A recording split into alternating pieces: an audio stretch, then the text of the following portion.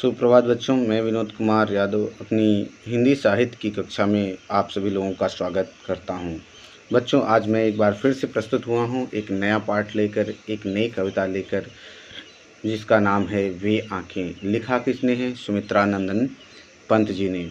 सुमित्रा नंदन पंत जी ने जो ये वे आँखें पाठ लिखा है वह आपकी पुस्तक आरोह में संकलित है। सबसे पहले वे आँखें कविता पढ़ने से पहले हम इस कवि का, सुमित्रा नंदन पंत जी का जीवन परिचय जानेंगे, साहित्यिक परिचय, भाषा शैली, उस तदुपरांत इसका हम भावार्थ आरंभ करेंगे। सबसे पहले पल्लव में लिखी इनकी थोड़ी बातें, जो पंक्ति है इनके बारे में लिखी गई है, उसको देख लेते हैं, फिर आगे बढ़ते हैं। कविता के लिए चित्र भाषा की आवश्यकता पड़ती है। उसके शब्द सस्वर होने चाहिए, जो बोलते हों सेब की तरह, जिनके रस की मधुर लालिमा भीतर न समा सकने के कारण बाहर झलक पड़े। तो ये पल्लव की भूमिका में इनके बारे में लिखा गया है, इनकी कविता के बारे में। आगे पढ़ते हैं सुमित्रा नंदन पंत का जीवन परिचय। सुमित्रा नंदन पंत का मूल नाम गोसाई दत्त था। जन्म सन 1900 कौशानी, जिला अल्मोड़ा, उत्तरांचल में हुआ। इनकी प्रमुख रचनाएं वीणा ग्रंथ, पल्लव, गुंजन, युगवाणी, ग्राम्या, चिदम्बरा, उत्तरा, स्वर्ण किरण, कला और बूढ़ा चांद, लोकायतन आदि। इनको कई सम्मान मिले हैं। भारतीय ज्ञानपीठ पुरस्कार, साहित्य अकादमी पुरस्कार, सोवियत लैंड नेहरू पुरस्कार, पद्म भूषण, और इनकी मृत्यु सन 1977 ईस्वी में हुई।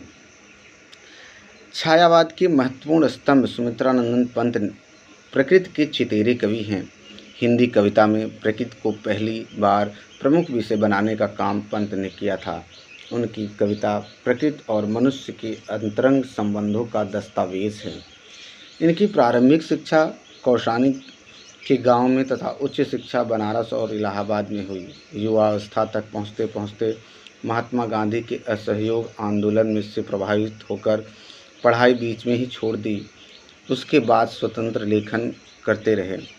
प्रकृति के अद्भुत चित्रकार पंत का मिजाज कविता में बदलाव का पक्षधर रहा है। शुरुआती दौर में छायावादी कविताएं लिखीं। पल पल परिवर्तित प्रकृति वेश इन्हें जादू की तरह आकृष्ट कर रहा था।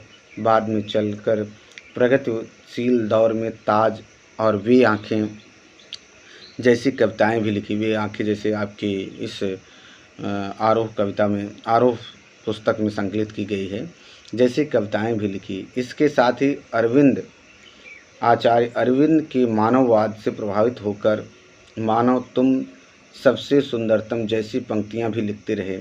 उन्होंने नाटक, कहानी, आत्मकथा, उपन्यास और आलोचना के क्षेत्र में भी काम किया।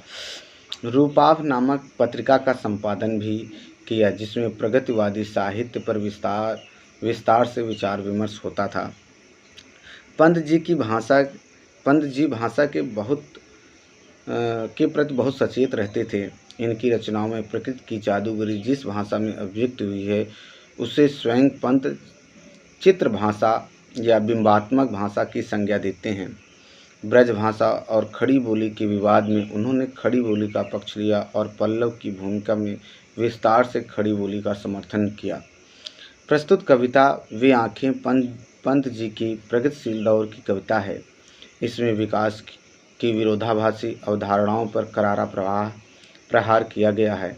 युग युग से शोषण के शिकार किसान का जीवन कवि को आहत करता है। दुखद बात यह है कि स्वाधीन भारत में भी किसानों को केंद्र में रखकर व्यवस्था ने निर्णायक हस्तक्षेप नहीं किया। कविता ऐसे ही दुष्चक्र में फंसे किसानों के व्यक्तिगत एवं पारिवारिक दुखों की परतों को खोलती है और स्पष्ट रूप से विभाजित समाज की वर्गीय चेतना का खाका प्रस्तुत करती है। इस तरह इनका जीवन परिचय, इनका साहित्यिक परिचय ये समाप्त हो जाता है। वे आँखें कविता का पहला भाग दूसरा भाग लेकर हम कल प्रस्तुत होंगे। पहले वे आँखें कविता में दिया क्या गया है उसको थोड़ा आज जान लेते हैं, उसके बाद कल नए वीडियो के साथ आपको वे आँखें कविता लेकर आएंगे। इस कविता में पंत जी ने स्वतंत्रता से पूर्व किसानों की दुर्दशा का बहुत ही मार्मिक चित्रण किया है। उनकी आंखें सदा दुख और दीनता से भरी रहती हैं। कभी वह स्वाधीन था, परंतु आज कभी वह स्वाधीन था कौन किसान के बारे में यह पाठ लिखा गया है, परंतु आज उसकी ज़मीन उसके पास नहीं रह गई है। महाजन उसके साथ क्रूरता का व्यवहार करता है, उसके पुत्र को मार डालता है। घर बार द्वार खेत बाड़ी सब बिक जाते हैं। अब ब्याज के लिए ज़मींदार उस पर अत्यधिक अत्याचार करता है। उसकी पत्नी भी बिना धन के, बिना पैसे कौड़ी के मर गई। दूधमुही बेटी भी दूध के अभाव में चल बसी। पुत्रवधू भी पति की हत्या करवा के स्वयं थानेदार को बुला लेती है और थानेदार के ले जाने से पहले वह कुएं में डूबकर मर जाती है। तो यह किसान के जीवन का दुख इसमें बड़े ही मार्मिक रूप से प्रस्तुत किया है कवि सुमित्रानंद पंत जी ने। अगले भाग में हम जब आएंगे तो यह कविता लेकर आएंगे वे आँखें। आज के लिए इतना ही बच्चों, धन्यवाद।